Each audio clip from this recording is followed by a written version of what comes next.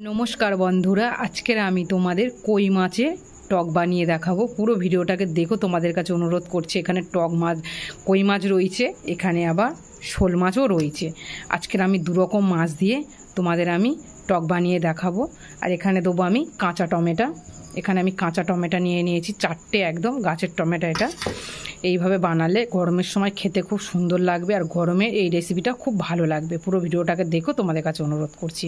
আমি কাটাটা তোমাদের দেখাতে পারিনি, আমি একাতে ফোন ধরে ভিডিও করি বলে তাই দেখাতে পারিনি। এখানে দেবো লবণ আর হলুদ। আমি ভালো করে এটা মাখিয়ে নেব। গ্যাস আমি জ্বেলে দিয়েছি, কড়া গরম হয়ে গেছে। এখানে দেবো আমি সাদা তেল। তোমরা এটা সরষের তেলেও বানাতে পারো, এটা আমি সাদা তেলে বানাবো। গরমের সময় সাদা তেলটা খেলে বেশি ভালো, গ্যাস অম্লটা কম হয়। আমি লবণ দেবো। আমি একটা একটা করে মাছ দিয়ে দেবো। এটা খুব একটা সহজ রান্না।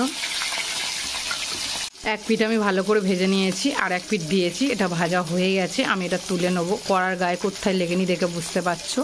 কড়াটা ভালো করে গরম করে নেবে। এইভাবে আমি বাকি মাছগুলো সব আমি ভেজে তুলে নিয়েছি।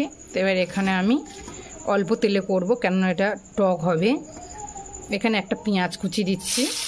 পেঁয়াজ কুচি তোমরা না চাইলেও দিতে পারো, কিন্তু এটা আমি কাঁচা টমেটো দিয়ে করছি, তাই আমি পেঁয়াজ কুচিটা দিলাম। তোমরা যদি তেঁতুল দিয়ে বানাও বা অন্য কিছু দিয়ে বানাও, তাহলে পেঁয়াজটা ব্যবহার করবে।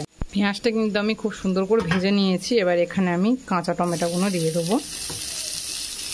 পুরো ভিডিওটাকে দেখবে, দেখলে বুঝতে পারবে আমি কিভাবে করছি।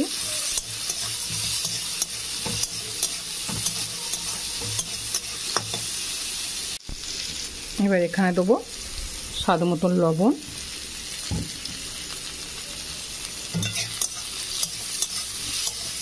আচ্ছা, টমেটোটাও আমি খুব সুন্দর করে কিন্তু ভেজে নিয়েছি, দেখে বুঝতে পারছো। এইভাবে ভেজে নেবে। নিয়ে এখানে দেবো আমি হলুদ গুঁড়ো। এখানে যারা কাঁচা লঙ্কা খাও, কাঁচা লঙ্কা অবশ্যই ব্যবহার করবে। এখানে দেবো ঝালের গুঁড়ো, তাহলে আর ঝালের গুঁড়োটা দিতে লাগবে না।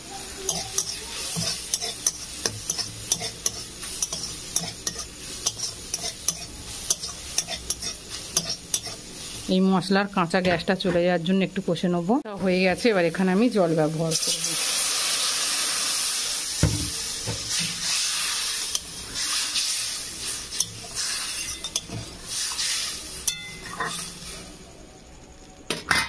এবার এটা ফুটিয়ে উঠলে আমি মাছগুলো দিয়ে, এটা ফুটে উঠেছে। এবার এখানে আমি মাছগুলো দিয়ে দেবো। এখানে আমি হাফ মাছ দেবো, সব মাছ দেবো না।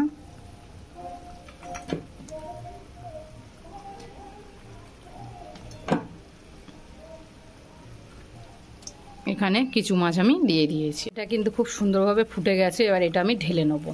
এটা ভালো করে ফুটে গেলে তবে ঢেলে নেব। কড়াটা ধুয়ে আমি পরিষ্কার করে নিয়েছি। এখানে ফের আমি অল্প করে একটু সাদা তেল দেবো, একদম অল্প করে সাদা তেলটা দেবে।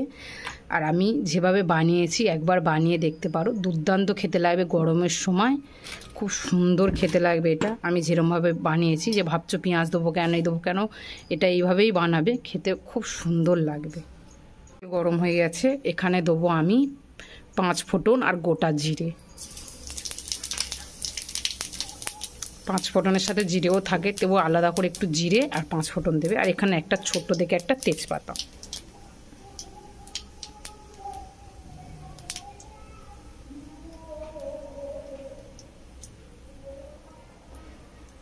এবার এই তরকারিটাকে আমি একটু সাঁদাল দিয়ে নেবো।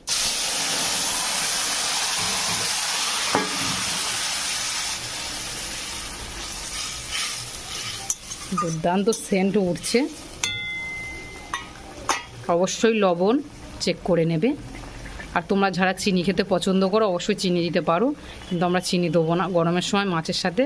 এটা হয়ে গেছে, এবার এটা আমি লাভিয়ে নেব। দেখো বন্ধুরা, কই মাছের টক কত সুন্দর হয়েছে, দেখে বুঝতে পারছো কত সুন্দর লাগছে। আর টকটা খুব সুন্দর হয়েছে, আমি ছেঁকে দেখেছি, দুর্দান্ত। এই রেসিপিটা যদি ভালো লাগে অবশ্যই বাড়িতে বানিয়ে খেয়ে দেখতে পারো, দুর্দান্ত লাগবে। আর ভালো লাগলে অবশ্যই আমাকে কমেন্ট করে জানিও। ভালো লাগলে একটা লাইক করো। আমার চ্যানেলটাকে যারা সাবস্ক্রাইব করোনি তারা করে দিও, তাদের কাছে অনুরোধ করছি। আর সবাই আমার ভিডিওগুলো সবার সাথে শেয়ার করার অনুরোধ রইল। সবাই ভালো থাকবে, সবাই সুস্থ থাকবে। আমার ভিডিওটাকে আমি এই পর্যন্ত শেষ করছি। টাটা বন্ধুরা।